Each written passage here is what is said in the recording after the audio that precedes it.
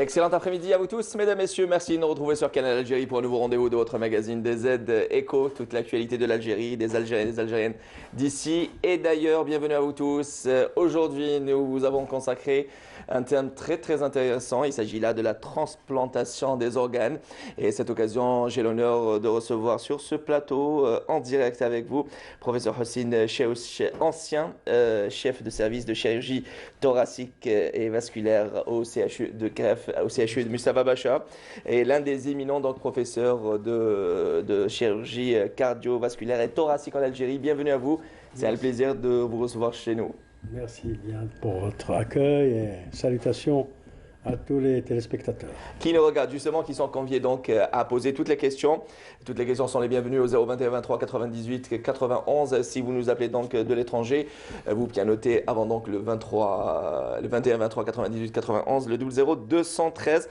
Et je rappelle que le professeur Hossein Cheouch est donc le directeur général de l'Agence nationale de la greffe des organes, qui dépend donc du ministère de la Santé publique et de la réforme hospitalière. On va donc développer, on va parler essentiellement des missions de cette agence, de la sensibilisation. On va parler de la greffe et le déroulement de cet acte chirurgical qui reste, on va dire, assez délicat. Et surtout, qu'est-ce qu'il en est donc de cet acte-là en Algérie. Et j'ai l'honneur aussi de revenir, de recevoir Maître Youssef Hadjouj, avocat près la Cour de Blida. Bonjour, bienvenue à vous. Merci beaucoup pour cette invitation. Merci à vous. Et justement, Maître Youssef Hadjouj est là pour répondre à vos questions. Et nous avons pris en considération donc l'appel de M. Omar qui nous a appelé depuis Oran pour vulgariser, revenir donc sur la loi 1512, voilà, relative donc à la protection des droits de l'enfant. Une date, donc la promulgation de cette loi, à savoir la date 15-12, c'était donc le 15 juillet 2015 et les principaux amendements apportés par cette même loi. Bienvenue à vous tous et merci de nous rester donc fidèles. Vous avez aussi le direct de notre émission sur la page officielle de Canal Algérie. Professeur Cheouch Hossein, je le disais, vous étiez donc à l'origine, votre première greffe s'est déroulée en 1980 à l'hôpital dans lequel vous travaillez. C'était en France, à l'hôpital Pitié-Salpêtrière. Voilà, et vous étiez donc encadré par un éminent professeur, il s'agit là de professeur René Cus. et qui était donc à l'origine de la première greffe ou transplantation mondiale. C'était en 1951. Médecin, spécialiste donc dans votre domaine respectif et vous étiez encadré par les grands. Aujourd'hui, vous étiez donc l'un des éminents et vous l'êtes toujours, hein, vous êtes actif, professeur, vous opérez toujours, vous étiez donc le chef service de cette même spécialité au CHU Mustapha Bacha. Aujourd'hui, vous êtes à la tête de cette agence qui a été créée donc en 2012 et redynamisée en 2015. Il s'agit là de l'Agence nationale des greffes des organes. Alors, avant d'aborder l'émission principale de cette agence, je voudrais vous poser cette question-là. Est-ce que le fait de ne pas avoir, on va dire, cessé d'exercer votre métier, c'est votre amour, j'imagine, que vous portez pour ce domaine, surtout pour cette spécialité-là? Je n'ai d'abord jamais cessé d'exercer mon métier de chirurgien. Et c'est une continuité. J'ai pris ma retraite au CHU Mustapha parce qu'il fallait le faire. On nous a d'ailleurs invités à partir. Il manquait juste l'art et la manière, en quelque sorte. Mais il était tout naturel de partir à la retraite à un certain âge. Et comme je me sentais encore physiquement apte, j'ai continué à travailler, je continue à opérer dans le secteur privé. Et comme je suis donc à l'origine de la transplantation rénale en Algérie, il était tout naturel pour moi de continuer à former des gens dans ce domaine, dans le domaine de la chirurgie. La greffe rénale est une activité multidisciplinaire, bien sûr. Il y a beaucoup de gens, beaucoup de spécialistes qui travaillent.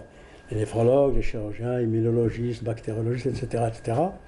Nous, on s'occupe essentiellement de l'activité chirurgicale, en tant que chirurgien. Maintenant, en tant que directeur de l'Agence nationale de greffe, je suis obligé de chapeauter, d'évaluer, d'aider tous les centres qui sont des centres qui sont nés il n'y a pas très longtemps et ceux qui vont l'être, d'organiser, d'évaluer et de renforcer ces équipes. Nous ne sommes pas là que pour conseiller, nous ne sommes pas là que pour dire seulement ce qu'il faut faire, mais nous sommes là pour faire ce que nous disons.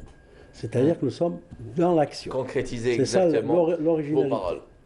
Et pour ce faire, il fallait faire appel à toutes les bonnes volontés qui sont un peu disséminées, qui ne sont pas nécessairement dans un hôpital. Il y en a qui viennent du secteur privé et du secteur public. Donc, c'est ce regroupement-là de gens qui s'entendent entre eux, qui parlent le même langage et qui sont compétents pour faire des équipes efficaces. Excellent.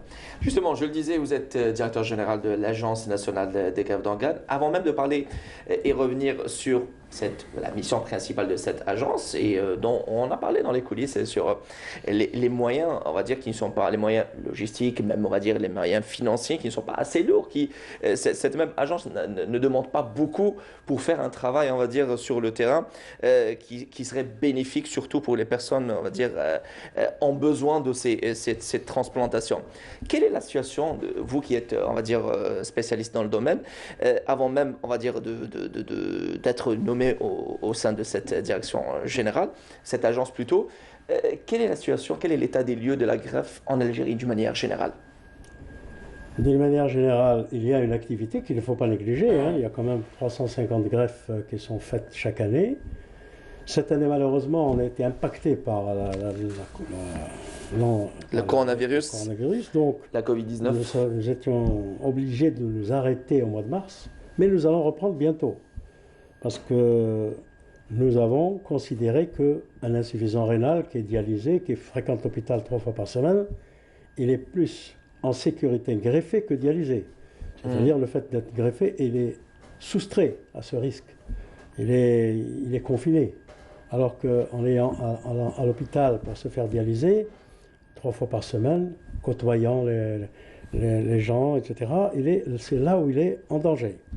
Donc nous avons décidé, avec l'accord bien sûr du ministère de la Santé, de recommencer à greffer les malades dans les prochaines semaines, c'est-à-dire d'ici la fin juin.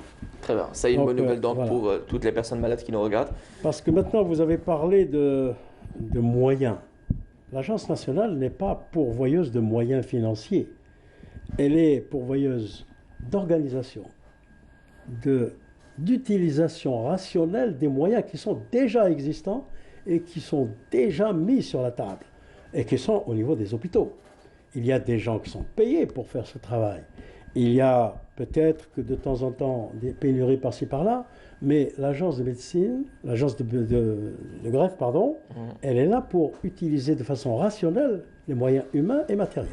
Voilà. Et il ne faut pas beaucoup de choses pour redynamiser et favoriser cette activité. Très bien. Alors dans le monde, ceci n'est plus tabou, donc on parle bien évidemment, on fait appel à travers des campagnes de sensibilisation et des spots publicitaires aux citoyens de faire don de leur, on va dire, organes une fois décédés. Et justement, on parle de transplantation à partir de personnes vivantes et aussi de cadavres de personnes décédées. Ce dernier reste, on va dire, un sujet très tabou et sensible, même si sur l'aspect religieux qui est essentiel, et d'ailleurs vous m'avez autorisé pour parler sur cet aspect-là, le côté religieux donc autorise cette transplantation, plutôt cette greffe à partir d'un cadavre. Mais les personnes, on va dire, restent hésitantes et restent réticentes par rapport à cela. Ils ont besoin d'informations et ils ont besoin de faire confiance. Alors, pour ce qui est de l'information, la religion autorise les prélèvements d'organes à condition que ce soit à des fins thérapeutiques. Si on prélève des organes pour s'amuser avec, c'est interdit. Mais si on prélève des organes pour donner la vie ou la santé à des personnes, c'est tout à fait licite. Et d'ailleurs, on n'a qu'à prendre les pays musulmans qui greffent à partir de reins de cadavres, ce sont les pays qui sont les plus religieux, si on peut dire ainsi. L'Arabie saoudite et l'Iran prélèvent à partir de cadavres. Donc le problème religieux n'existe pas.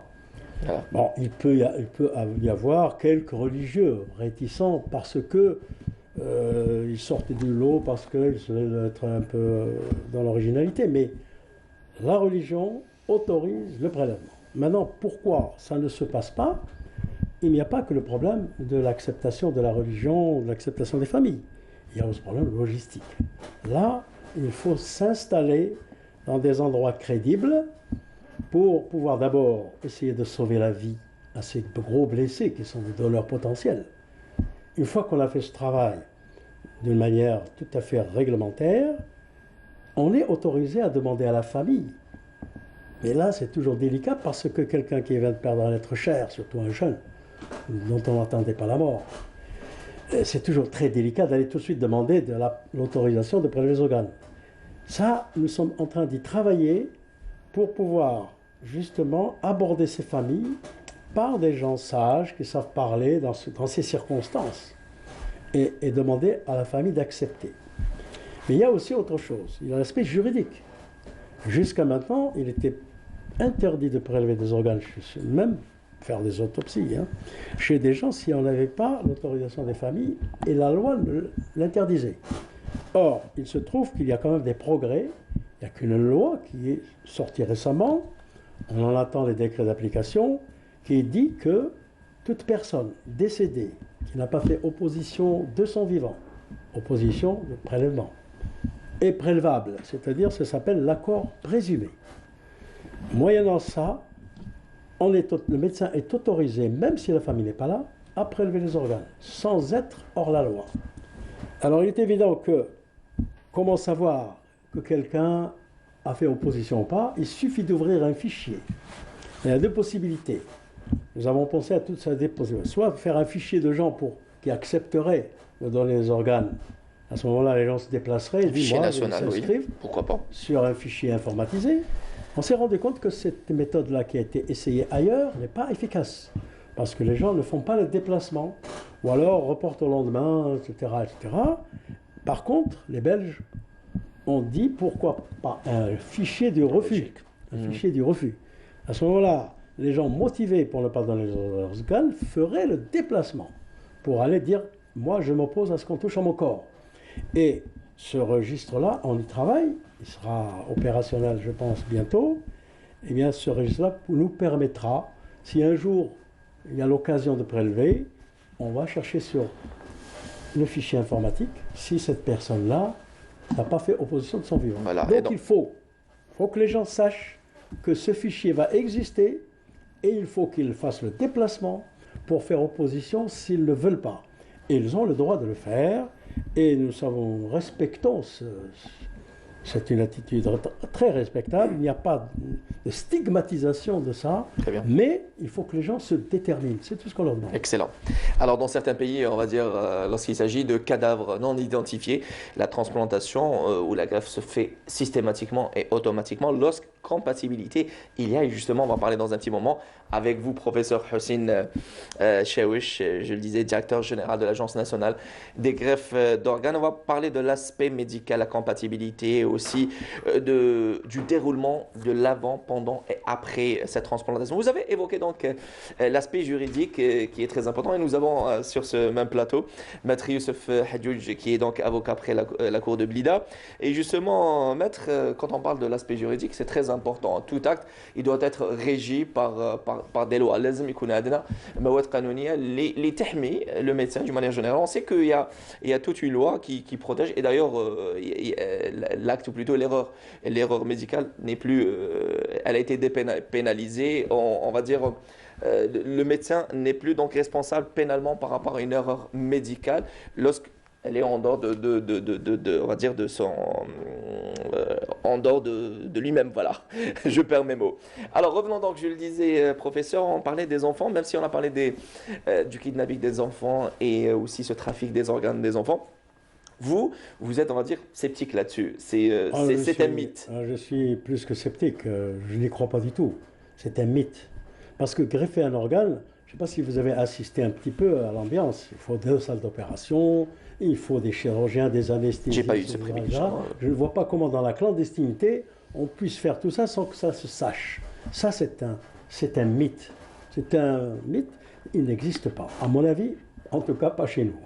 Maintenant, il est possible que dans certains pays, on puisse enlever des enfants, leur enlever leurs yeux, leurs cornets. Peut-être, c'est possible. Mais greffer un rein clandestinement et l'enlever aussi clandestinement, ça me paraît une entreprise pas faisable, quoi, tout simplement. Ah, c'est clair, c'est clair. Alors, justement, et cet enfant, pour le protéger, il existe toute une loi en Algérie. Il s'agit là de la loi 15-12, Maître Youssef Hadjoudj, je le disais en début de ce magazine, il y avait un certain Omar qui nous a donc appelé, qui nous a demandé, prié donc de vulgariser et d'essayer d'apporter d'aborder des informations plus complètes aux téléspectateurs, le commun des mortels, et en arabe. احنا رايحين اليوم نتكلموا avec vous, Maître Youssef Hadjoudj, avocat après la cour de Blida, de cette loi d'une manière générale pour commencer, d'accord, et après parler des principaux amendements de cette loi 15-12. وش هما لي بوان اسونسيال النقاط دونك القانونيه اللي جا بها هذا القانون لحمايه الطفل لونفون ان الجيري. في البدايه نشكركم على الاستضافه هذه. Je vous remercie beaucoup. Et on veut dire quelque chose. La loi 1502 oui. قانون مهم جدا بالنسبه لحمايه الطفل. الجزائر قبل هذا القانون بالفعل عرفت عدة تشريعات، من بينها تشريع 7203 اللي كان يهتم كذلك بترقية الأطفال، ولكن ما عرفش يعني تطور أو الحداثة القانونية اللي جاء بها قانون 15/12 اللي هو يعتبر النور الذي أضاء الطفولة. احنا كما كنت قلت تفضلت في بدايه الحصار احنا نتحدثوا باللغه العربيه حتى تعم الفائده اكثر، وحتى المستمعين والمشاهدين لقناه كندا الجزائريه الناطقه باللغه الفرنسيه يستفادوا اكثر من هذا الموضوع، لانه جد مهم فيما يخص حمايه الطفوله. القانون هذا يا اومانيير جينيرال كما تعرفوا انتم القانون الجزائري هو مستمد اولا من الشريعه الاسلاميه، كذلك يستمد من العادات والتقاليد والعرف الجزائري، كما هو ايضا يوافق المعاهدات ويصادق على المعاهدات الدوليه. ومن بين اهم معاهدات في حمايه الاطفال هي المعاهده المبرمه بميثاق الامم المتحده بتاريخ 20 نوفمبر 1989 اللي انضمت لها الجزائر ووافقت عليها سنه 1992. بعد هذا قبل هذا الشيء الجزائر بالفعل عرفت بعض القوانين، منها قانون الصحه اللي صدر سنه 1975 اللي كان يحمي كذلك نزع الاعضاء الاطفال، يحمي كذلك نزع الدم بدون الموافقه على الاهل او حتى بالموافقه على الاحكام، كان يمنع القانون الجزائري. Là déjà on parle de trafic d'organes déjà en 1975, professeur. D'une manière générale et aussi l'autorisation même d'une prise sanguine. Oui. كل هذا الى غايه صدور قانون 15/12 سنه 2015 المتعلق بحمايه الاطفال. صح. نهضروا ماتر يوسف حجوج هذا القانون اللي جا جوست ابخي اون افير، يعني كان تعديلات، يعني صارت هذيك خطف الطفلين في المدينه الجديده علي منجلي ربي يرحمهم ويسع عليهم اللي كان اغتصابهم و ils ont été on va dire violés puis assassinés ربي يرحمهم. Alors, le législateur, le مشرع الجزائري, a donné plus d'importance aux amendements apportés en 2015. المشرع الجزائري من البداية يحمي الطفولة، من أول تشريعات، من أول وهلة يحمي الطفولة. لماذا؟ كي نرجعوا للعائلة الجزائرية ولا للمجتمع، أضعف حلقة أو الحلقة الهشة هو الطفل. سواء في العائلة أو خارج العائلة. يعني c'est le dernier à parler dans la société algérienne, c'est le dernier à parler.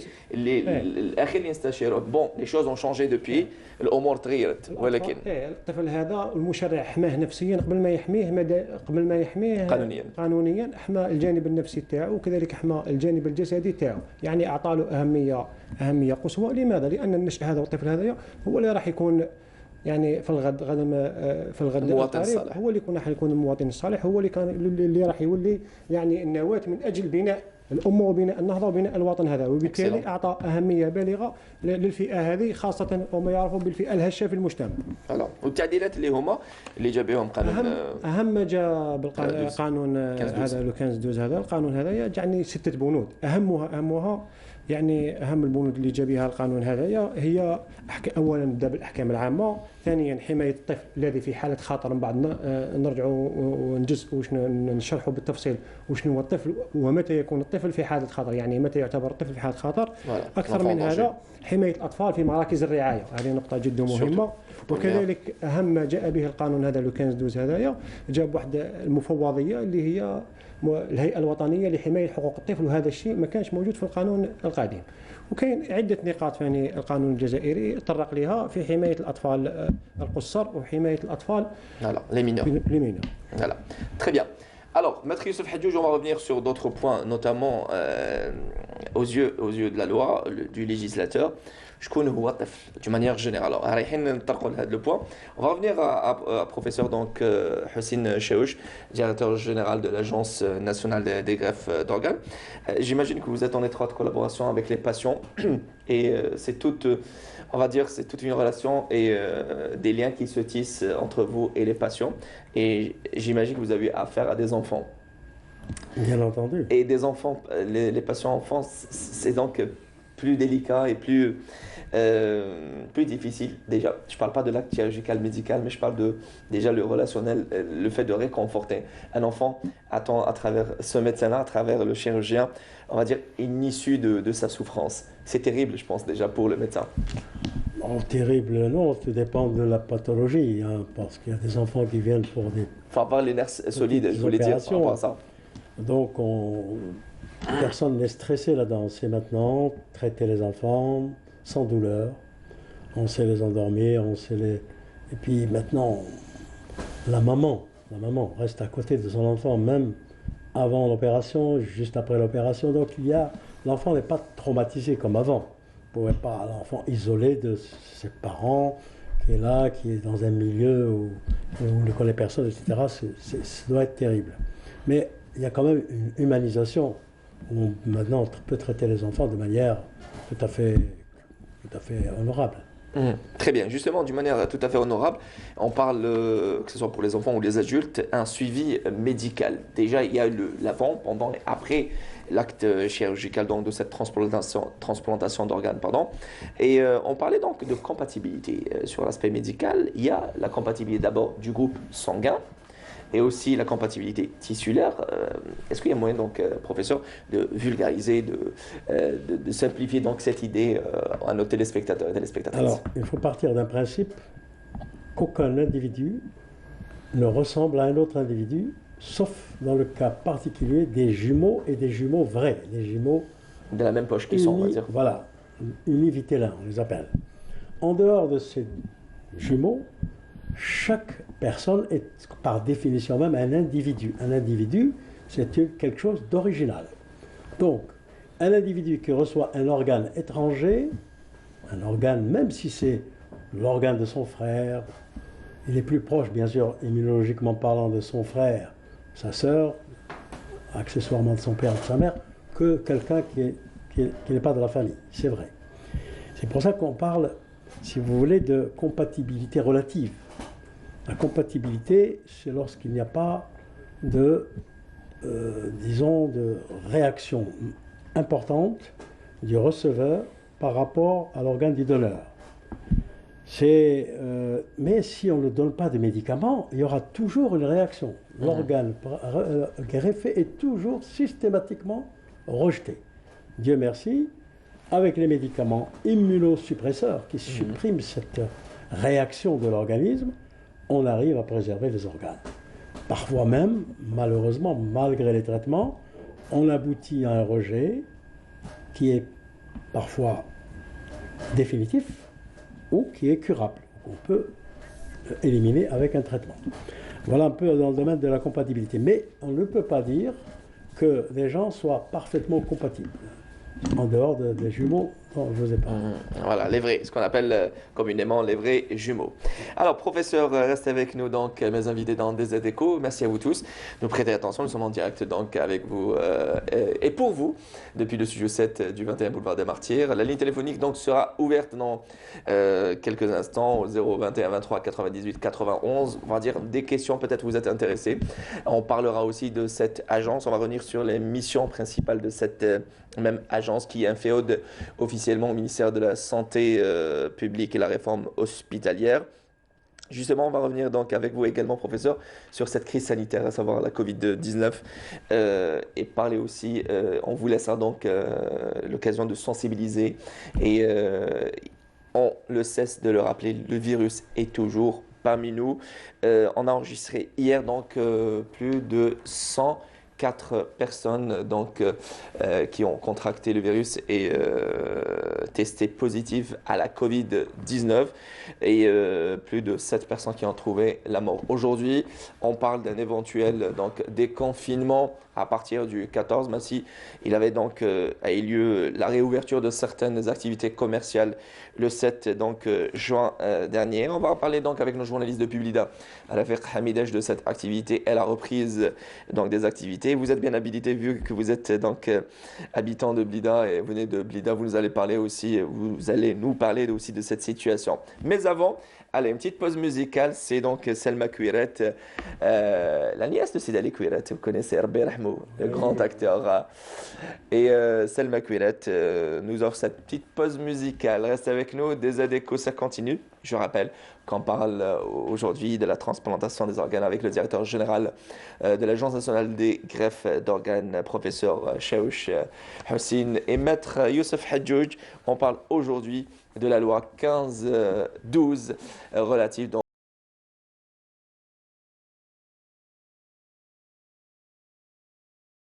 chanson donc une belle balade et nous sommes toujours avec professeur Hussein Chaouch, directeur général de l'Agence nationale des greffes d'organes. C'était là, Selma Kouiret, un petit clin d'œil, elle est là donc pour réconforter ceux et celles qui sont confinés et c'est tel un message d'espoir. Et aussi notre invité, maître Youssef Hadjouj, qui est donc là pour répondre à vos questions et vulgariser la loi 15. Justement, Hakim Salhi, là, on se dit tout, hein, il vient de m'appeler donc Hakim Salhi, le président donc, du réseau des artistes au profit des enfants, qui était donc notre invité jeudi dernier. Aujourd'hui, avec vous, maître Youssef Hadjouj, avocat près la cour de Blida, pour vulgariser ou n'hkiou d'une manière, on va dire, assez simple, بأفكار بسيطة, parce que monsieur Omar qui nous a appelé jeudi dernier donc d'Oran, même si il existe plusieurs chaînes de la télévision algérienne qui émettent en arabe donc langue officielle avec la langue donc amazigh, mais on est là donc pour répondre aux demandes de nos chers téléspectateurs et téléspectatrices. Alors on parlait avec vous pendant cette on va prendre un appel. C'est Madame Fatima Belabidi qui nous appelle au 021 23 98 91. Bonjour Madame Fatima. Allô, bonjour Mounir. Bienvenue à vous. Bienvenue à vous, merci beaucoup et je salue vos invités. Voilà, il vous écoute. J'aimerais parler au professeur Chaouch. Très bien. Alors, en régie s'il vous plaît, le retour de l'appel. Oui, vous voulez parler donc à professeur Chaouch. À propos d'un enfant qui a de 3 ans qui a un néphroblastome. Un enfant de un néphroblastome d'une tumeur de rein. Les médecins ils ont dit que c'est une tumeur standard. D'accord. Une tumeur de rein, une tumeur standard, un enfant de 3 ans. D'accord. Donc il s'agit d'une petite fille de 3 ans et maintenant elle arrive à sa 3e chimiothérapie. Très bien. Mais ils ont dit que dès qu'elle termine sa chimiothérapie, ils vont faire une ablation. Très bien. Est-ce que, comme on a entendu un peu partout, que 99% des guérisons de néphroblastome, il y a des guérisons où est-ce qu'il y a espoir? Est-ce que la fille pourra-t-elle vivre toute sa vie avec un seul rein? Est-ce qu'il y a espoir qu'elle va réussir avec la chimiothérapie? Voilà. Et quel est le conseil qui pourra nous donner pour nous tranquilliser le professeur Chaouch, voilà, que je salue.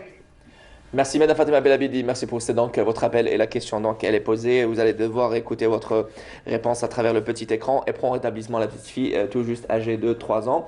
Alors on va certainement profiter de votre expérience, longue et riche expérience, justement aujourd'hui autant que directeur général de l'Agence nationale de la greffe des organes, mais nos téléspectateurs sont là pour vous poser des questions. Oui, et j'imagine que vous êtes tout oui. Professeur, elle dit que la fillette, donc âgée de 3 ans, elle est au bout de sa 3e chimiothérapie. Après cette troisième chimiothérapie, il y aura donc ablation.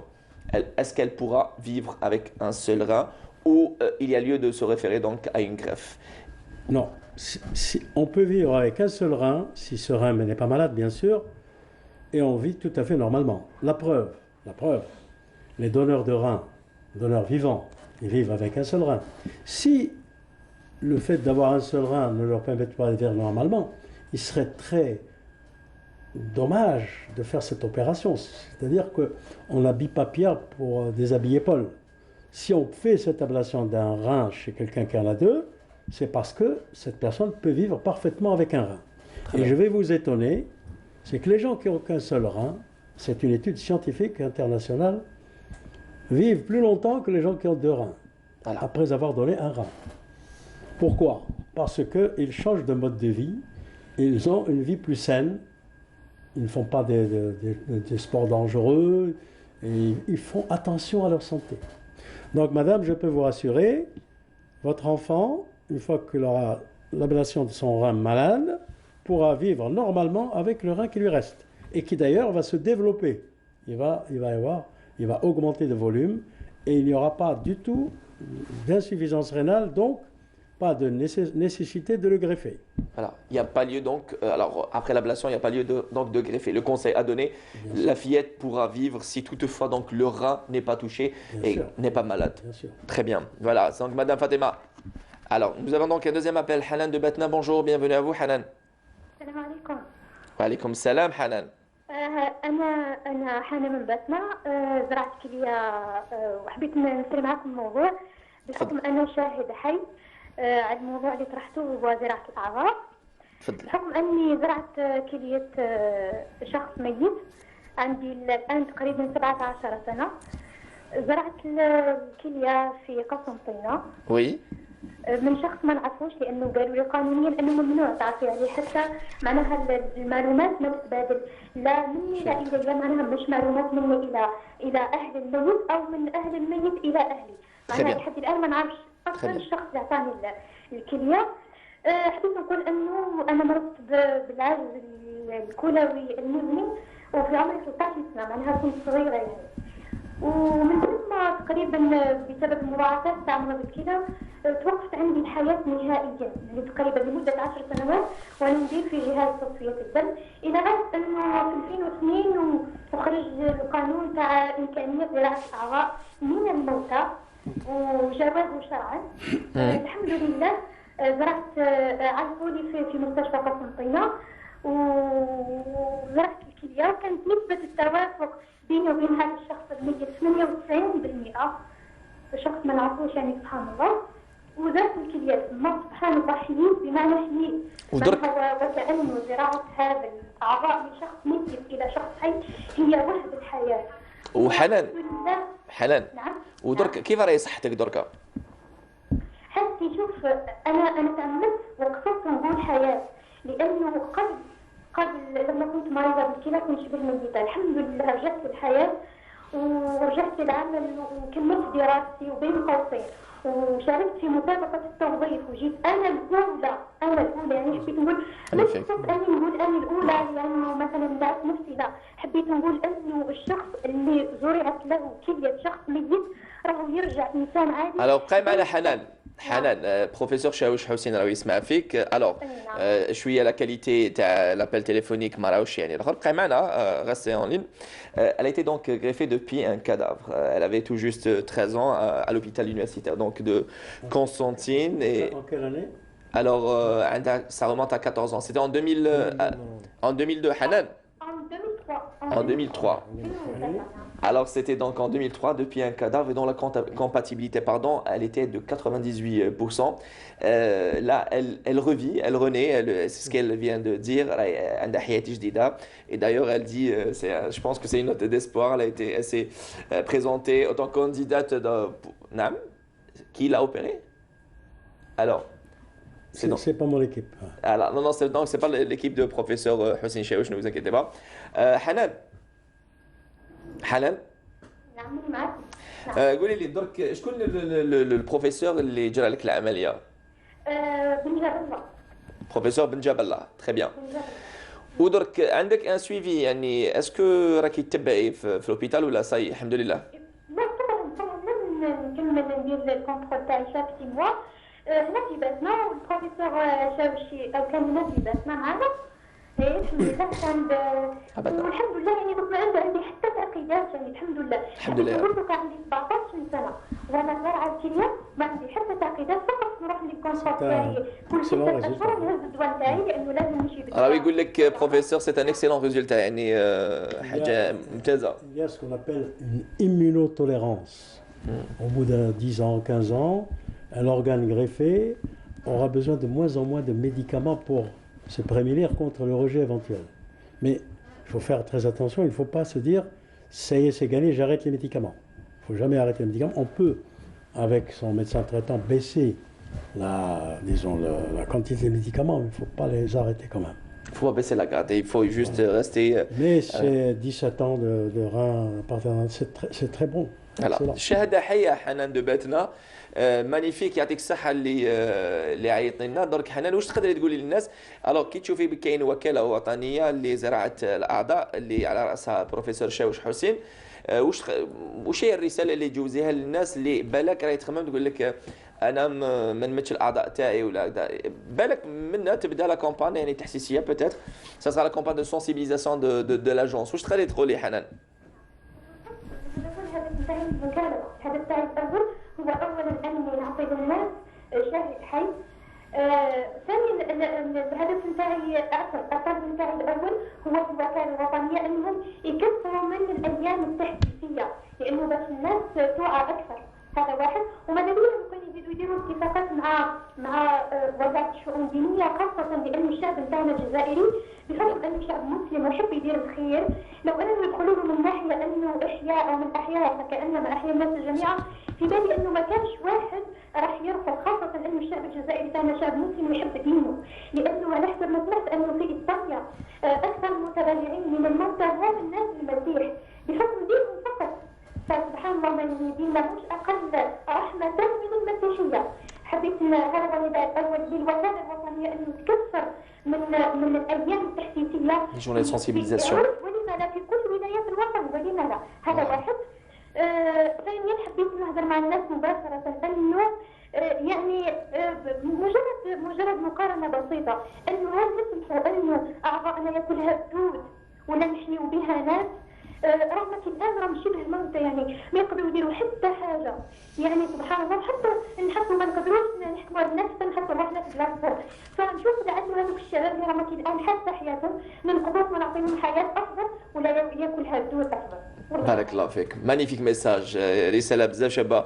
يعطيك الصحه حنان نتمنى لك طول العمر ويعطيك الصحه. Peut-être l'agence donc à sa tête professeur Hossein Chaouch vous fera donc appel à travers des campagnes de sensibilisation et pourquoi pas signer des conventions avec la télévision algérienne, la télévision publique qui est dans un cadre de service public. Et elle a évoqué يعطيك الصحه حنان. Merci. شكرا. بارك الله فيك. Alors elle évoque donc, je pense que c'est un témoignage vivant, magnifique. Elle a tout juste 27 ans. Si on fait bien les calculs, elle a été donc greffée à l'âge de 13 ans. Des années par la suite, donc elles se sentent bien, se portent bien. Et d'ailleurs, vous avez parlé d'un excellent résultat. La fille de sa tribune a lancé un appel et elle voudrait qu'il y ait, on va dire, plus de journées de sensibilisation. Moi je dirais, je pense que c'est mon côté journaliste, parle de campagne de sensibilisation à travers la radio, à travers la télévision. C'est très important de vulgariser, que ce ne soit pas un tabou. À travers les mosquées. Justement, elle a évoqué donc le ministère des Affaires religieuses et des Waqf. Les imams peuvent sensibiliser les gens et leur dire de ne pas s'opposer systématiquement au prélèvement d'organes sur quelqu'un qui est décédé et qui est de la famille. Ça, c'est déjà un grand pas. Il faudrait qu'ils le fassent. Il faudrait que le ministère des Affaires religieuses sollicite des imams pour même venir assister à l'hôpital ces familles qui sont en détresse. Remonter un peu le moral et les convaincre doucement, lentement. Il n'y a pas le feu quand ça se passe. Le sujet on a signé son acte de décès à 10 heures jusqu'à midi. On peut toujours, une fois que le calme un peu est revenu, que la douleur s'est un peu atténuée, on peut approcher cette famille avec des gens sages qui savent parler dans de telles circonstances pour sensibiliser et faire accepter le prélèvement. Très bien. Très bien. On va parler dans un petit moment. Il existe en parallèle des associations qui œuvrent et qui sensibilisent par rapport donc aux dons d'organes. Mais je pense, ça reste un avis, il faut qu'il y ait, on va dire, heureusement que l'Agence nationale des greffes d'organes existe. Il faut qu'il y ait donc un encadrement juridique. Il faut qu'il y ait des personnes spécialistes dans le domaine, des personnes habilitées à donner des avis, à lancer des campagnes de sensibilisation et à des fins, on va dire, des fins humaines, ni plus ni moins. Pour éviter les cacophonies et les gens qui racontent n'importe quoi, il faut que les gens qui puissent parler de transplantation, que ce soit de dons d'organes ou de greffe, soient agréés par l'Agence nationale de greffe. Parce qu'il y a des gens qui peuvent, par leur discours, démobiliser, faire peur, faire entrer dans la tête des gens la suspicion. Genre, par exemple, attention, on va vous voler les reins, attention, on va vous prélever des reins chez quelqu'un qui n'est pas mort, etc., etc. Ça existe. Donc, il faudrait instaurer un système où les gens qui sont habilités à parler de ça soient des gens agréés par l'Agence nationale de greffe. Excellent. Justement, cette même agence, la vôtre, donc, elle est habilitée donc à autoriser les centres hospitaliers, donc les hospitaliers. Elle est à l'habilité à valider l'ouverture d'un centre de greffe en fonction de la qualité de gens qui vont œuvrer. Comme je vous ai dit, c'est une activité multidisciplinaire. Si, par exemple, dans une ville comme Sétif, où il n'y a pas de greffe, c'est scandaleux, c'est la deuxième ville du pays, si, par exemple, à Sétif, il y a un néphrologue qu'on juge compétent dans le domaine, qui a envie de travailler autour de ce néphrologue, parce que c'est lui le pivot. Le néphrologue, c'est lui qui recrute les malades, c'est lui qui les dialyse, celui qui les prépare et qui les surveille après la greffe. Si autour de ce néphrologue, on peut construire une équipe médico-chirurgicale, à ce moment-là, nous, on va donner notre accord dès qu'on... on va l'aider aussi à démarrer, parce que, comme je vous ai dit, on n'est pas là que pour parler, on est là pour agir, on est là pour se déplacer. Nous avons des experts au sein de l'agence, qui sont néphrologues, chirurgiens, etc., qui peuvent donner un coup de main sur place, parce qu'il ne faut pas que ça capote au moment du démarrage, sinon l'activité s'arrête. Voilà. Donc il y a tout ça c'est notre rôle. Et l'originalité, je vous dis, moi je suis chirurgien, je ne suis pas spécialiste dans l'administration. Côté administratif, ça vous dépasse, on va dire. Permettez-moi l'expression. C'est pas de votre ressort. Je ne suis pas fait pour ça. Vous êtes médecin. Par contre, je suis chirurgien et je peux donner un coup de main et je peux juger. Je peux juger les gens qui opèrent et les gens qui endorment et les gens qui préparent les reins, qui surveillent les malades. Voilà notre rôle, c'est ça. C'est très important. Je ne suis pas seul dans l'agence puisqu'il y a tout un groupe de gens sous mon autorité qui font ce travail de surveillance, d'évaluation et de sanctions éventuelles. Donc, dont le siège est à Kouba, voilà, à Alger. À Garidi. Voilà. Et donc, Garidi, c'est Kouba, donc la commune de Kouba. Excellent. Justement, Maître Youssef Hadjoudj, on parle de ces actes, on va dire, un acte chirurgical qui est donc, pour les spécialistes, un acte anodin et un acte aussi simple, mais qui reste méconnu. المتابعة والتأطير القانوني لهذا مثلا هذه العمليات لازم يكون، يعني أنا نشوفوا حنا اللي عيطت لنا من الباتنة قالت مزيان اللي كاين القانون اللي نديو يعني زراعة الأعضاء من الجثث. هو المشرع الجزائري يعني ظن سنة 2002 أجاز بعد إجازة هذا بعد يعني رأي الفتوى الدينية اللي كانت طرقت لها مديرية الشؤون الدينية تجيز زراعة الأعضاء أو منح التبرع بالأعضاء. المشرع الجزائري كذلك نهج جل التشريعات العالمية وأجاز كذلك التبرع بالأعضاء، أجاز كذلك عملية زراعة الأعضاء اللي كانت قبل سنة 2002 يعني غير مؤطرة قانونا. هذا الشيء اللي خلى نظن باللي البعض قبل سنة 2002 كانوا يلجؤوا لدول أجنبية ولا أجل زراعة الأعضاء. Ils se réfèrent à des pays étrangers bien évidemment pour la transplantation pour ces greffes d'organes. المشرع الدارك هذا النقص هذايا سنة 2002 سن قانون يسمح ويجيز بزراعة الأعضاء بعد رأي اللجنة، يعني بعد رأي اللجنة الدينية اللي افتات بجواز زراعة الأعضاء والتبرع بها. هذا الشيء اللي خلت المشاهده قالت لك معناتها نطلب من الهيئات المعنيه او حتى المؤطره انه دير حملات توعيه وتحسيسيه خصوصا في المساجد، لاننا نرى ان المساجد لها دور كبير في نشر الوعي بالنسبه للاشخاص وبالنسبه للمتبرعين بالاعضاء، لانه كما قالت المستمعه الكريمه فمن احياها كانما احيا الناس جميعا. احنا نتخيلوا انسان تمد له عضو يكون يعني شوف الحياه تاعها تبدلت يعني 180 درجه. تقول لك قلت لك راني عشت يعني حياتي جديده. سي فور كوم ميساج. وهذه نقطه تحسب للمشرع الجزائري ايضا لمواكبته او سرعه استجابته للاحداث التي تطرا او المواضيع المستجده التي تكون يعني دائما تحتاج المرونه والسرعه في التشريع. فوالا لي فيد جوريديك الفراغات القانونيه ماتر يوسف حجوج دونك افوكا بري لا كور دو بليدا لي فيد جوريديك parfois pénalisent handicap certaines on va dire certaines actions parfois une action vitale. هذه الفراغات القانونيه يستدركهم المشرع بعد ما يصراو يعني قضايا اللي يكون parfois trop tard. هو في الحقيقه التشريع او القوانين وليده ماذا؟ وليده الاحداث ووليده المجتمع. يعني مثلا قانون اللي جاء به المشرع الجزائري في الشهر هذا هو قانون حمايه فيروس كورونا، يعني هو وليد الاحداث الحي، وسن ارتداء الكمامه اجباري والعقوبه في عدم حاله مرونه القوانين. يعني مرونه القوانين هذا هو المطلب المشرع. لازم يكون يعني ليفيكاسيتي الفعاليه والسرعه في سن القوانين. سورتو لا رابيديتي. لماذا؟ لانه اللي كان لا مستنيش قانون يعني في الوقت تاعو وكان جاز عليه مده من الزمن، كاين فئات كثيره تتضرر من عدم سن هذا المشروع. لذلك دائما القانون يحتاج الى السرعه في سنه ويحتاج كذلك الى الفعاليه في تطبيقه، وهذا ما سار عليه المشرع الجزائري في القانون في خاص بزراعه الاعضاء. Excellent.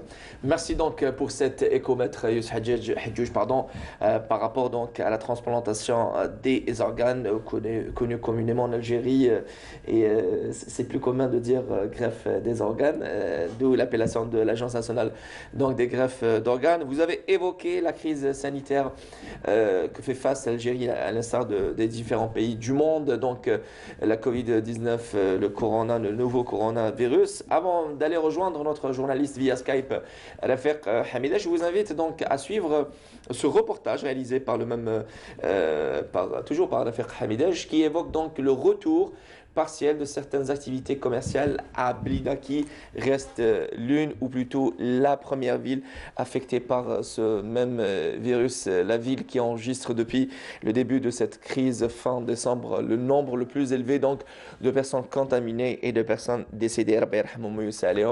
Et justement, on salue encore une fois tous les efforts consentis par le corps médical et paramédical, que ce soit à Blida ou partout dans les différentes structures hospitalières. On va suivre donc ce reportage, le retour à la normale, partiellement, de certaines activités commerciales à Blida, pour retrouver Rafik Hamida juste après via Skype.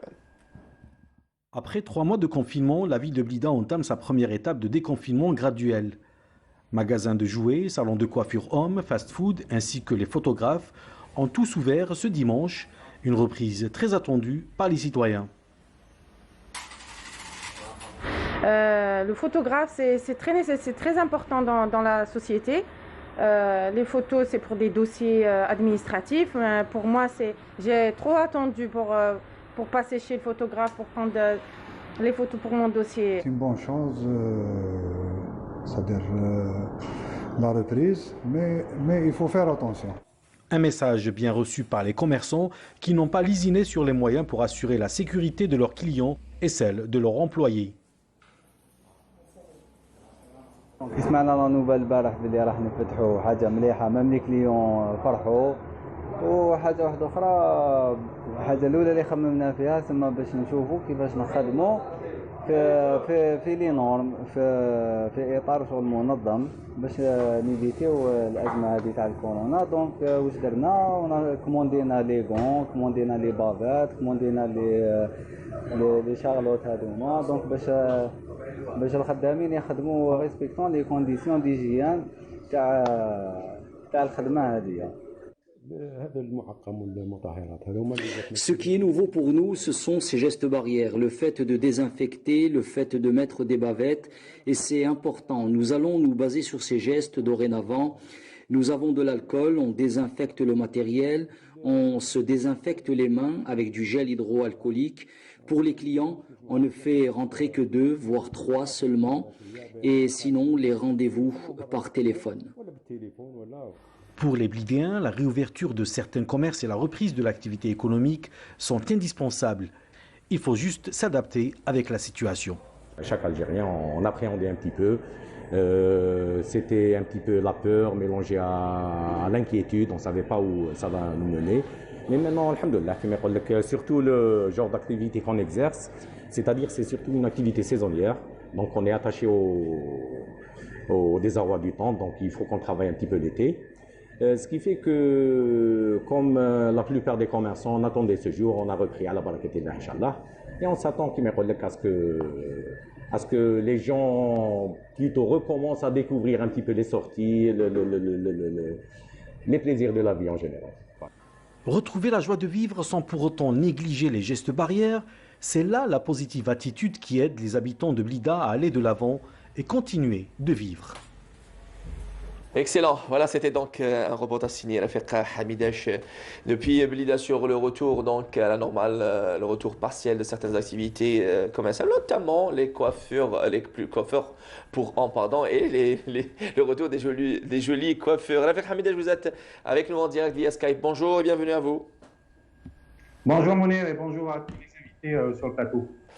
Rafiq, donc on a vu à travers votre reportage réalisé hier sur le retour donc partiel des activités commerciales. En attendant que on parle d'un éventuel déconfinement, on va dire à partir du 14 juin. Mais rien n'est sûr. Justement, on aura juste après vous, docteur Bakat Berkani, pour parler de la situation actuelle.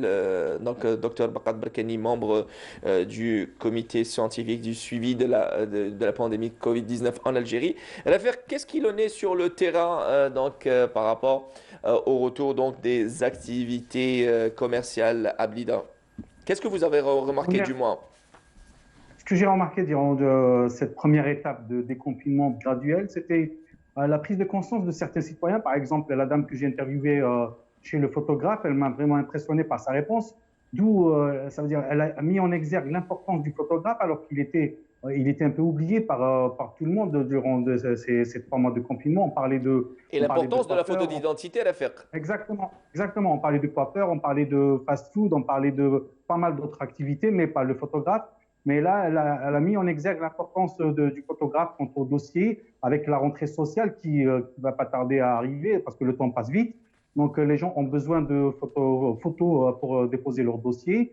Et autre chose, la prise de conscience, quand vous avez vu les images dans une pizzeria, personnellement, j'étais impressionné parce que j'étais en train de préparer mon matériel pour commencer le tournage. Et mon agréable surprise, quand je me suis retourné, j'ai vu les gens, comme vous les avez vus sur les images, en train qui respectaient les distances. Et ça, c'était bien. C'est vrai, quand il y a des choses qui vont mal, on les montre. Ça veut dire quand les gens ne respectent pas, on le dit. Ils respectent. Exactement. Mais là, ils ont respecté et il faut les montrer. Il faut dire que comme il y a des gens qui ne respectent pas la distanciation et le port de la bavette et tout, comme il y a d'autres gens qui respectent la distanciation, ils sont très conscients de la situation, ils ne veulent pas perdre cet acquis, ça veut dire qu'ils veulent que ça continue et on passe à la deuxième étape du déconfinement qui sait peut-être total, ça veut dire et la prix reprenne son cours le plus normal. Ça veut dire, exactement. Alors, sinon, Rafiq, on parle certainement, vu que vous êtes donc citoyen et vous habitez donc la banlieue blidéenne à Ouled Aïch très exactement, quels sont les échos des blidéens et blidéennes? Il est vrai que aujourd'hui le confinement c'est donc il démarre à partir de 14h à Blida, contrairement aux autres wilayats donc du pays à partir donc de 17h. Est-ce que les blidéens, même si on a un blidéen sur le plateau va nous donner son avis, est-ce qu'ils en ont, on va dire, ils se sont lassés de cette situation, de ce confinement qui perdure? Mounir, ça fait plus d'une semaine, je pense que lors de le dernier prolongement, la wilaya de Blida est soumise à un confinement partiel à partir de 17h. Donc on est comme les autres wilayas, comme Alger, voilà. Voilà, ce qui a aidé d'ailleurs la reprise de certaines activités. Et pour vous dire, entre pâtisserie et l'activité électroménager, fast-food et salons de coiffure, ce sont pas moins de 5000 commerçants qui ont réouvert lors de ce déconfinement graduel. Très bien, très bien. Rafir, merci beaucoup. Vous étiez donc en direct avec nous via Skype depuis Blida. Merci. Une précision, j'aimerais bien que les citoyens continuent avec cette prise de conscience parce que, comme l'a dit le chirurgien qui est invité au professeur Hassi Chaouish. Exactement. Ici à Blida, il y a pas mal de patients qui attendent une transplantation dans les services sont dédiés exclusivement au traitement du Covid-19. Et qui, si on rentre vers la vie normale, donc tous ces services vont reprendre leur cours normal et ces patients qui attendent une intervention, bien une transplantation, vont le faire le plus tôt possible. Ça veut dire tout ça est sur nous. Ça veut dire on est responsable. Voilà. Le plus tôt on redresse sa barre, le plus tôt ils vont passer. Voilà. Donc Mounir, si vous permettez une précision, j'aimerais bien saluer quelqu'un que j'ai retrouvé, un ami d'enfance que j'ai retrouvé grâce à mes directs avec vous lors de cette émission. C'est Rafir Chetah, que j'ai perdu depuis mon enfance et il m'a retrouvé grâce à votre émission à cette direct. Voilà. Perdu de vue, les retrouvailles. Eh ben, on salue donc Rafir Chetah. Merci Rafir Hamida Jghennaï. Merci à vous et au revoir. Merci à vous, merci. Alors, et sans plus tarder, nous avons donc par insert téléphonique Dr Bakat Berkani. Bonjour docteur et bienvenue à vous. Docteur Bakat Berkani, bonjour.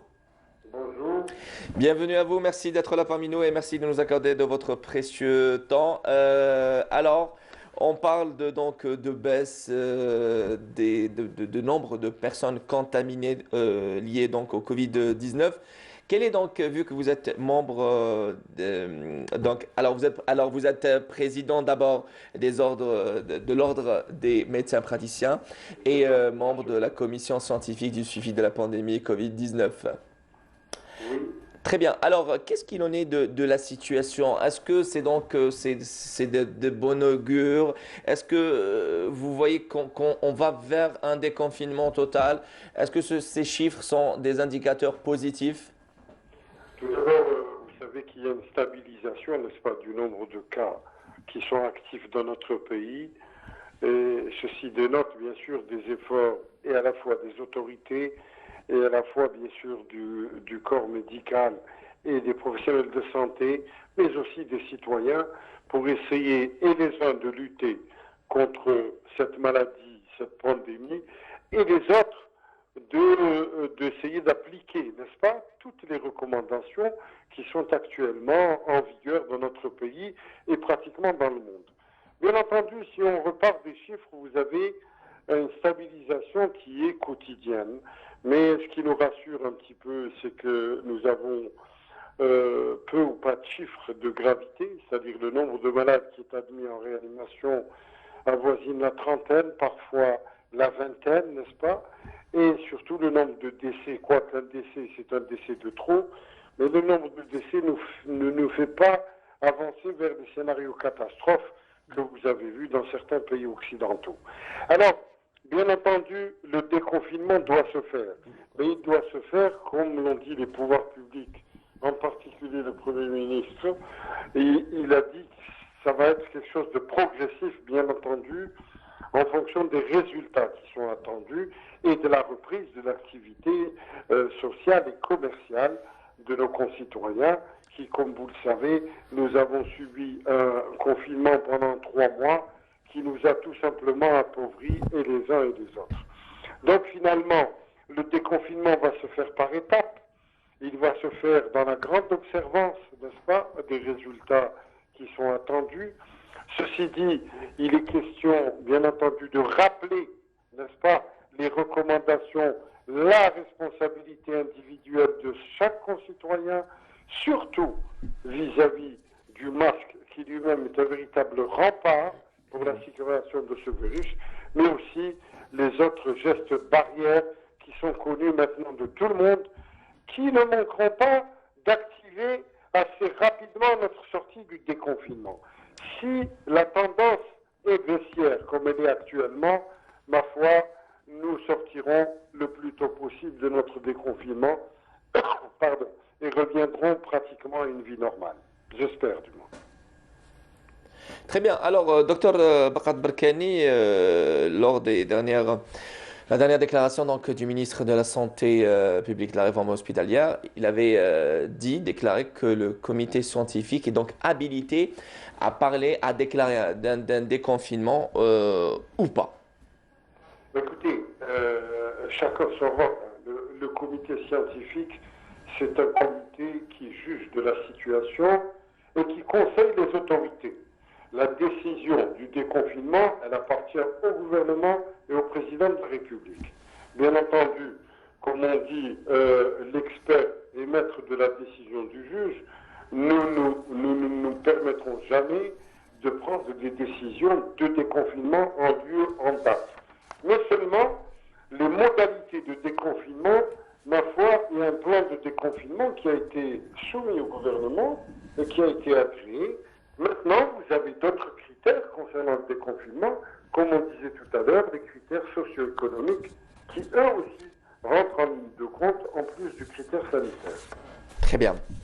Merci pour toutes ces réponses, Dr Baqat Barkani. Merci de nous avoir accordé de votre temps. Je rappelle que vous êtes président de l'Ordre des médecins praticiens et aussi membre du comité scientifique du suivi de la pandémie Covid-19 en Algérie. Merci à vous. C'est moi qui vous remercie. Merci. Voilà. Professeur Chaouch, directeur général de l'Agence nationale donc, des greffes, un mot s'agissant donc de la sensibilisation et la lutte contre le Covid-19. C'est un virus qui est toujours là. Oui. Il faudra toujours respecter les mesures barrières, mais l'activité doit reprendre. L'activité médico-chirurgicale doit reprendre, par exemple. Parce qu'il ne faut pas oublier qu'il y a des gens qui sont en attente de traitement. Parfois, c'est des traitements des cancers. Donc, il est nécessaire de recommencer à avoir une activité normale en prenant toutes les mesures barrières qui sont connues maintenant. C'est-à-dire le port du masque, se laver les mains, ne pas toucher des choses qu'on ne doit pas toucher, etc. etc. Même en transplantation, d'ailleurs, nous allons reprendre. Car nous considérons que l'opéré est protégé contre les risques de contamination. Parce que l'opéré, c'est quelqu'un qui va au bloc opératoire, tout le monde est masqué, tout le monde se lave les mains avec des antiseptiques, tout le monde s'habille de manière stérile. Donc je ne vois pas où est le danger pour un opéré. C'est pour cette raison que nous allons reprendre cette activité de greffe. Et je pense que l'activité chirurgicale, même en dehors de la greffe, peut reprendre, toujours moyennant ces précautions que je vous ai citées. Excellent, excellent. Retour donc aux missions principales de l'Agence nationale des greffes. Avant même, permettez-moi, professeur, je voudrais poser une question donc à Youssef Hadjouj, maître près de la cour de Blida. Vous qui êtes citoyen blidéen, vous vivez toujours en plein cœur, on va dire l'œil du cyclone, c'est Blida, l'œil du cyclone. Et justement, nous saluons de cette tribune tous les blidéens, à l'image de tous les citoyens algériens et algériennes qui mènent donc ce long combat, un combat de longue haleine. Comment vous avez vécu? Donc à Blida. D'autant plus que la profession d'avocat a été touchée aussi. Il y a eu la reprise il y a quelques jours donc de votre activité. Nous saluons tous les avocats et avocates qui nous regardent cet après-midi. Bon, صعب شيء. Oui, ماشي سهله surtout les premiers temps الشهر الاول هذوك فريمون بليده ولات مدينه اشباح.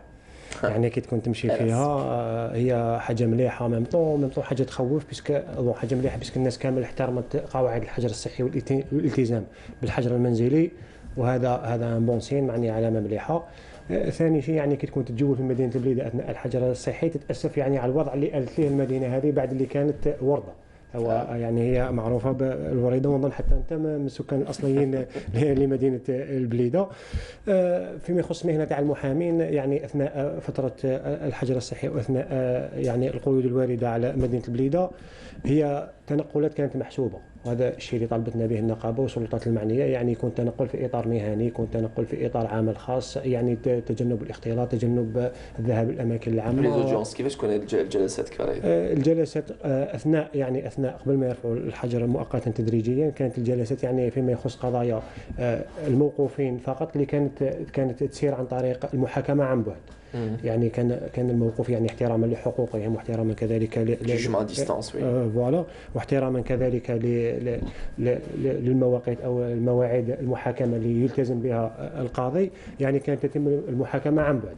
يعني الموقوف او المحبوس يبقى في المؤسسه العقابيه ويكون الاتصال به عن طريق تطبيقة سكايب هذيك، ويعني تتم بسلاسه وامور يعني مشات عاديه الحمد لله. C'est tout à fait normal. Les propos sont les mêmes qui ne sont pas donc le tout se fait en direct. مؤخرا كيرفعوا الحجر تدريجيا بعد اللي كان على الساعه الثانيه زوالا اصبح على الساعه الخامسه ككل ولايات الوطن. يعني بدات تعود الحياه تدريجيا لهذه الولايه. انا دوكا كيخرج يعني صرت نوع من الحياة رجعت هذه المدينة بعد الفترة العصيبة اللي مرت بها. يعني كيبدا هذا الكورونا فيروس هذا يا الكوفيد 19. يعني أول مدينة اللي تقاست هي مدينة البليدة، أول مدينة أقيم عليها الحجر الصحي هي مدينة الحجر المنزلي هي مدينة البليدة. الحمد لله الحالة تراجعت في مدينة البليدة. On souhaite donc un prompt rétablissement aux patients atteints donc du Covid-19. Toute personne malade qui nous regarde, on a oublié toutes les personnes donc malades, à l'image des personnes dialysées, des personnes atteintes de cancer. Et justement, on sait que les différentes associations qui œuvrent dans le domaine sont mobilisées pour, on va dire, revenir en aide à ces personnes-là. Professeur Cheouch Hossein, directeur général de l'Agence nationale donc, des greffes, on a parlé, Hanan qui a appelé de Betna, qui est donc à l'origine d'une greffe, qui a donné une magnifique greffe, une belle histoire avec une personne, elle était greffée depuis pardon ? Depuis 17 ans, c'est bien. Depuis 17 ans et depuis un cadavre. Et depuis 17 ans, et elle mène une vie, et vous avez dit que c'était un excellent résultat. Et elle avait évoqué l'aspect religieux et les conventions, on va dire, elle avait demandé s'il y a moyen on va dire, de vous entretenir et de collaborer avec le ministère des Affaires religieuses et des WAF. Et après, vous m'avez dit que l'agence... C'est prévu dans notre programme. On ne va pas demander aux religieux s'ils sont d'accord. Ça fait 25 ans, 30 ans qu'ils sont d'accord. On va leur demander simplement de discuter avec nous sur la manière de procéder pour nous aider à obtenir des organes. Et le tout se fait avec le haut.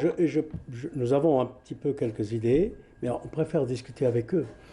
Je pense qu'ils peuvent agir au niveau des mosquées. Ils peuvent même agir au niveau de l'hôpital. C'est-à-dire qu'on a besoin d'imams, de gens rassurants, sages, qui viennent aider les familles à prendre la décision, ne serait-ce que pour les aider à supporter la douleur. Même si, au bout du compte, on n'obtient pas l'autorisation, à la limite, ils auront servi quand même à quelque chose, apporter le réconfort. Parce qu'ils savent parler dans ces circonstances-là. Très bien. Et voilà, le tout se fait avec le Haut Conseil islamique, c'est ça ? Nous avons, dans notre projet, une action avec les religieux. Nous allons d'abord discuter avec eux. Mais ce dont je suis certain, c'est qu'ils sont d'accord sur le principe des prélèvements d'organes sur cadavre. Maintenant, les petites modalités, la démarche, je pense qu'on va en discuter. Alors, justement, je me mets dans la peau d'un téléspectateur d'un site algérien. Est-ce que, professeur Hossein Cheouch, est-ce que nos structures hospitalières sont, on va dire, habilitées et, on va dire, ont les moyens de leur politique pour pouvoir mener différentes opérations de transplantation d'organes?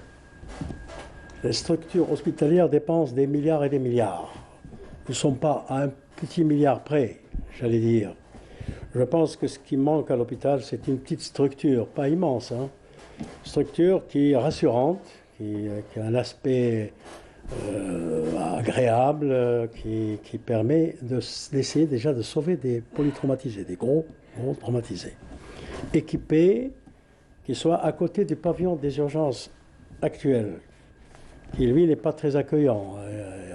Ça va dans tous les sens, c'est du bruit, du brouhaha, des gens qui rentrent, qui sortent. C'est pas très propice au traitement des polytraumatisés et au prélèvement d'organes.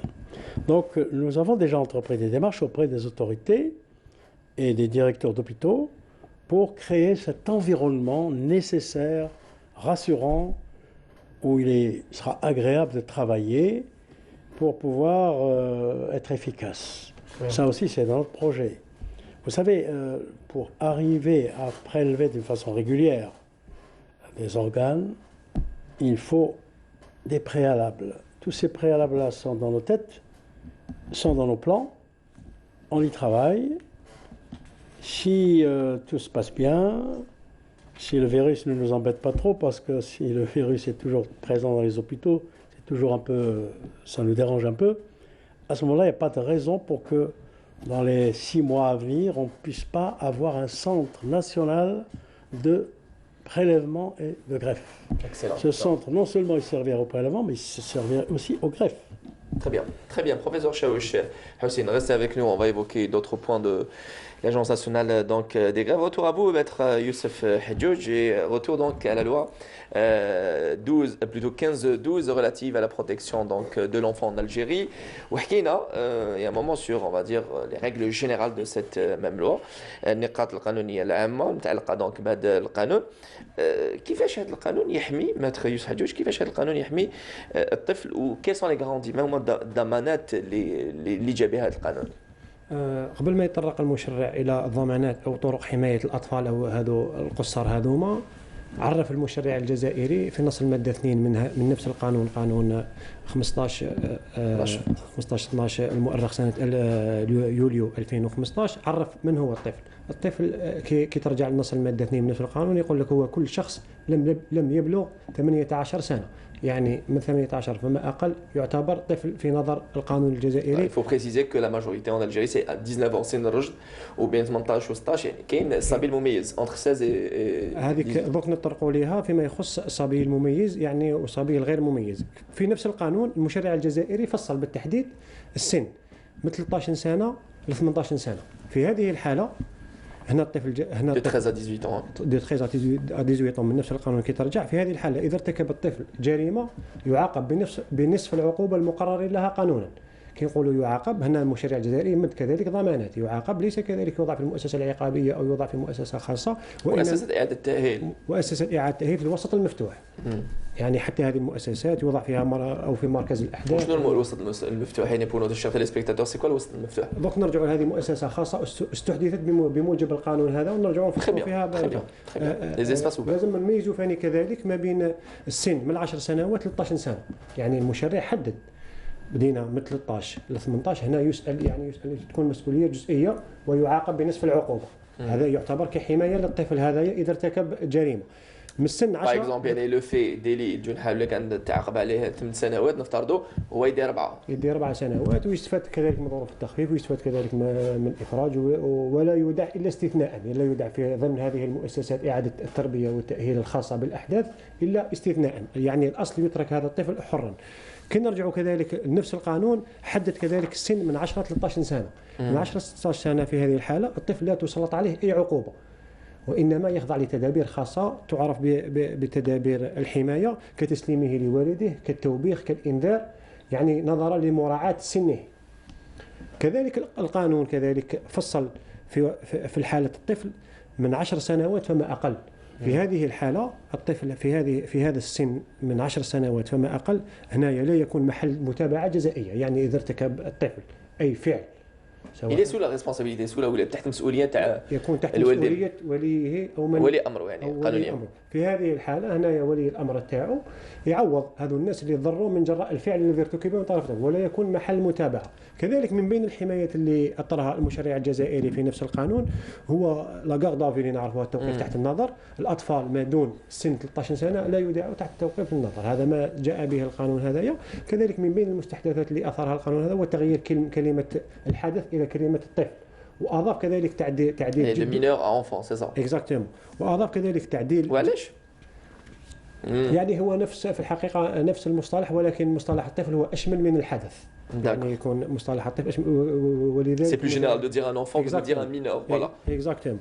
كذلك ما الشيء اللي جاء به المشرع الجزائري من بين أهم التعديلات في القانون هذا اللي جاء سنة 2018 هي حماية الطفل اللاجئ. فوالا هذا نقطة جد مهمة. ومن بين النقاط والبنود التي جاء بها المشرع الجزائري في هذا القانون هي ولم تكن موجودة في التشريعات التي سبقتها، هو الطفل اللاجئ. أضاف المشرع الجزائري ووفر له حماية مثله مثل الطفل الوطني.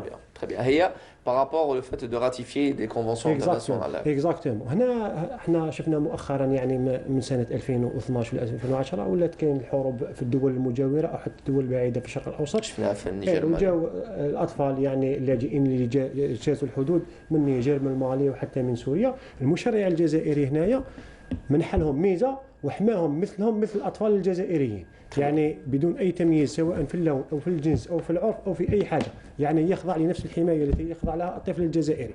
أكثر من ذلك كاين واحد النقطة حبيت نأكد عليها اللي كانت انتشرت.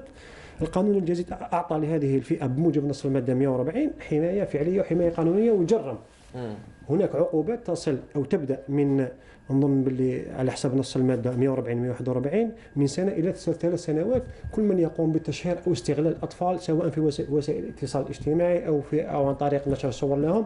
وهذا الشيء شفناه للأسف في المجتمع الجزائري.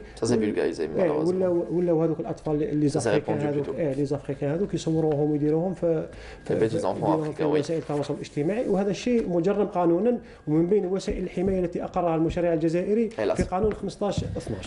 Alors, Maître Youssef Hadjoudj, on va revenir sur un fait divers malheureusement. Une petite fillette de 10 ans, on avait évoqué cela donc jeudi dernier, qui a trouvé la mort des suites d'une pseudo Rokhia, tout juste 10 ans. C'est selon un communiqué donc du parquet de la cour de Guelma. Et هنا نشوفوا باللي الوالدين sont responsables de ces enfants-là.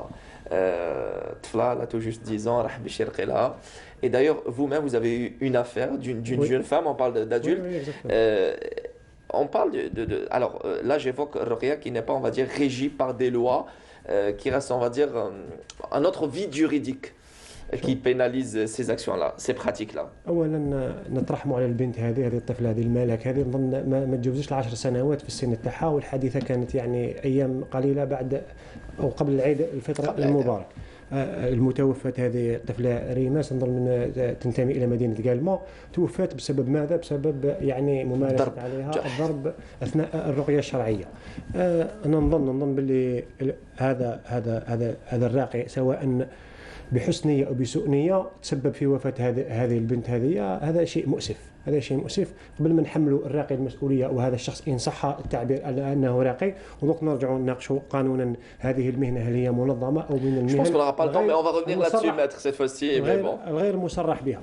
يعني كانت مسؤولية على الآباء أكثر منها مسؤولية ولي أمرها. نعم. حتى القانون الجزائري يعاقب على الإهمال الأطفال، ويعاقب كذلك على تعريض الطفل للخطر، والعقوبة تصل حتى إلى 10 سنوات نظن فيما يخص إذا أدت يعني الإهمال هذا أو إلى ترك الطفل هذايا إذا أدت إلى الوفاة. العقوبة تكون حتى على الأولياء حتى تصل إلى 10 سنوات. يعني نظرا القانون الجزائري عليه جرم هذا الشيء نظرا لحماية هؤلاء الأطفال. فيما يخص مهنة هذه الرقية الشرعية اللي راهم يمارسوها، نظن أنا من هب ودب ولا يمارس هذه المهنة. هي في الأصل السلطات الجزائرية وبممثلة وزارة الشؤون الدينية منعت ممارسة هذه الرقية في المساجد.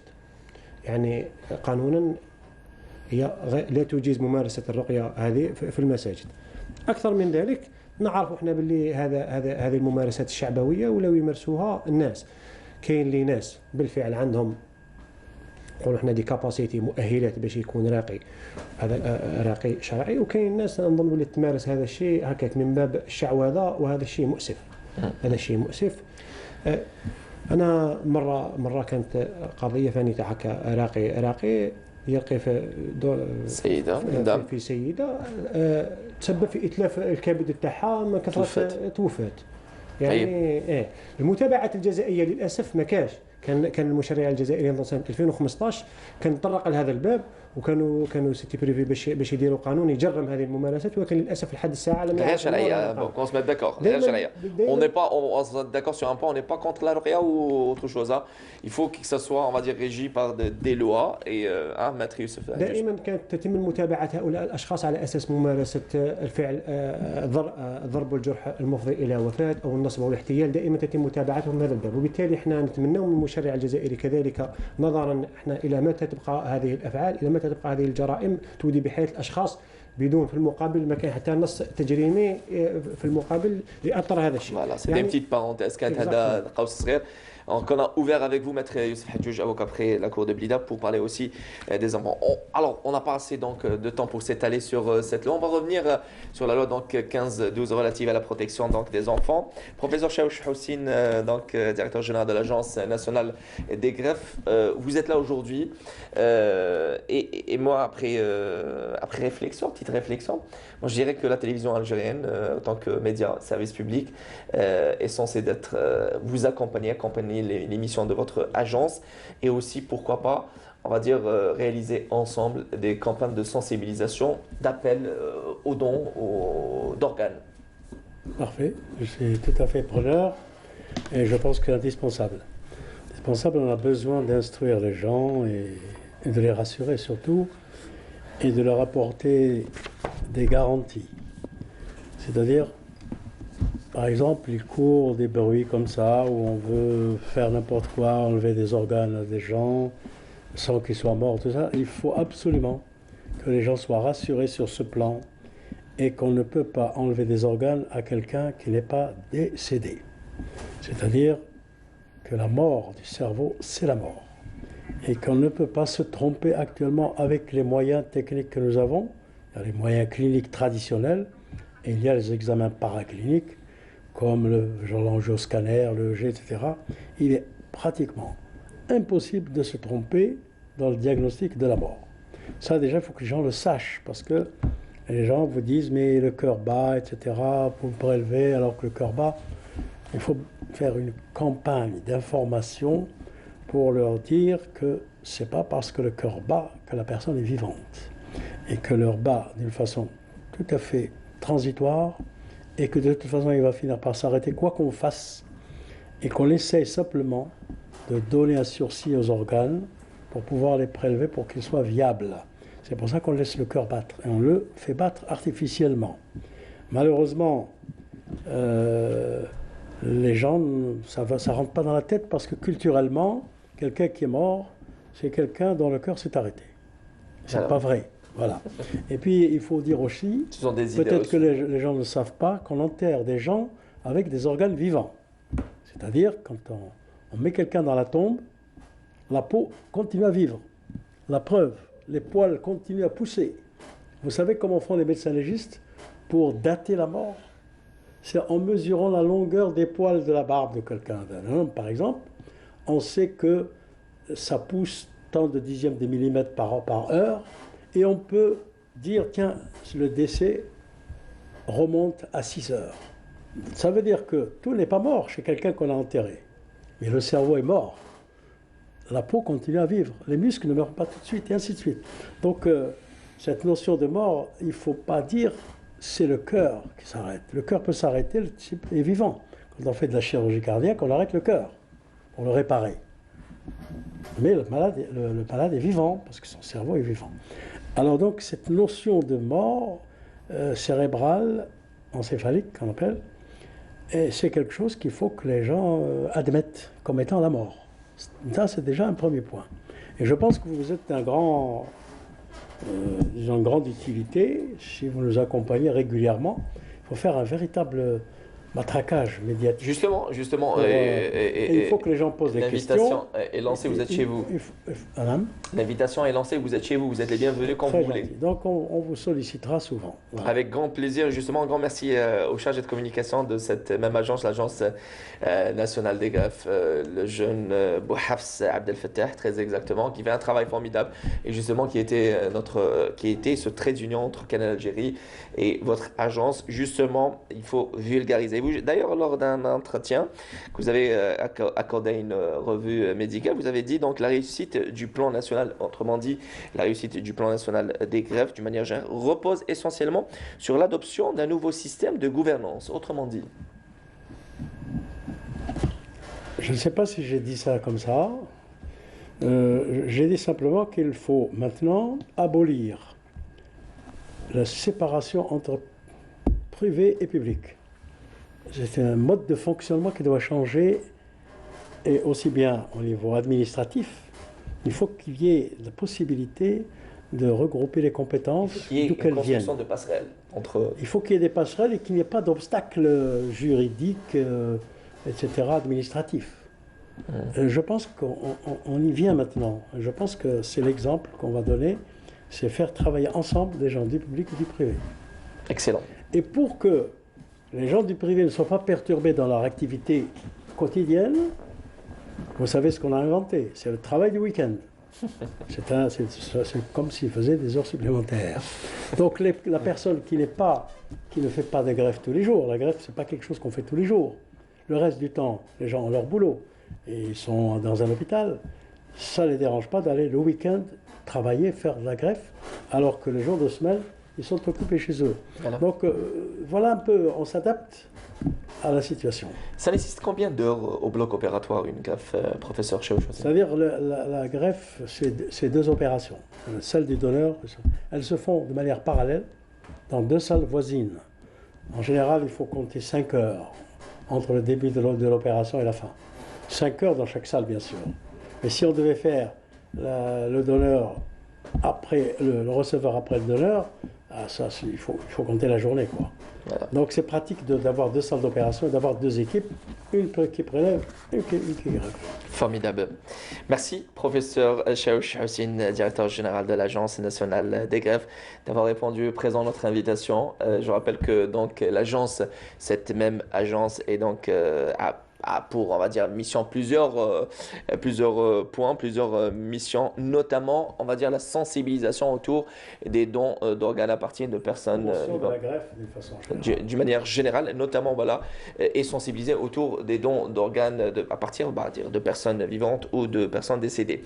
Alors, Maître Youssef Hadjouj, avocat près la Cour de Blida, merci d'avoir répondu présent à notre invitation.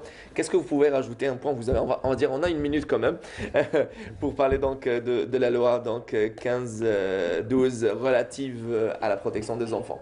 Bon, merci vous remercier pour la deuxième fois. شكرا على الاستضافه هذه تاعكم. في الاخير نقولوا باللي احنا المشرع الجزائري او الدوله الجزائريه وضعت ترسانه قانونيه كبيره لحمايه الطفل. هذا من جهه ولكن هذا الشيء لا يكفي. احنا من هذه القناه ومن هذا المنبر نطالب الاسرات الجزائريه والمجتمع الجزائري بالتحاور مع الابناء. هو هذا اهم شيء. C'est le dialogue, c'est le plus important. تحاور لا كومونيكاسيون entre les parents et leurs enfants. هذا هو الشيء هذا هو الشيء اللي ما كاش يعني لاحظنا غيابه ما بين الاسره الجزائريه اللي يخلي الطفل يلجا الى الشارع ويخلي الطفل يلجا الى العنف ويخلي الطفل يلجا الى امور يعني لا يحمد عقباها. Le contact est rompu donc malheureusement. Exactement. يعني دائما ماذا بينا احنا يكون كاين التحاور يكون كاين يعني احتواء من الاسره للطفل هذا قبل ضياعه وقبل انحرافه الى ما لا يحمد عقباه. هذا الشيء هذه كنقطة وفي الأخير حنا نشكروك أنت على الاستضافة تاعك هذه. Ce jeune avocat juste, il est dans son cadre d'avocat, de maître avocat très sérieux. Mais il faut connaître aussi Youssef Hadjouj, le jeune avocat, on va dire très communicatif et très à jour par rapport aux affaires relatives notamment au code de la famille et à la famille. Merci beaucoup. Shukran. Et avec Saha encore une fois. Merci encore une fois. Merci. Professeur Houssine Chaouch, restez avec nous. Je rappelle que le site de l'agence, il existe un site de l'agence nationale qui est donc en construction. Si je ne me trompe pas, alors on me fait signe de la tête, oui, il est en construction. L'agence nationale des greffes, ça sera donc un site plus élaboré. Et je rappelle que cette agence a été créée en 2012 et redynamisée en 2015. Et avec toute une équipe, elle œuvre pour donc faire un travail formidable dans le domaine des greffes. Merci à vous tous de nous avoir prêté attention. C'était la DZ Eco. Nous étions en direct avec vous depuis le studio 7 du 21 boulevard des Martyrs. Un grand merci à Nila Ouziala qui était à la réalisation, à Amina Boukhalfa au script et également à notre chef d'unité Zeki Assé, à Najou dans le rendez-vous. Donc jeudi prochain, 15h à partir de Canal Algérie. Prenez soin de vous, surtout des personnes qui vous aiment. Respectez donc les gestes de barrière, de cette distanciation sociale physique. Et aussi, n'oubliez pas de vous laver les mains. Le virus Covid-19 est toujours parmi nous. Prends établissement aux personnes malades et Rabbi yarham les toufam. Allahumma arfa al-waba wal bala. Merci à vous tous et à jeudi prochain. Au revoir.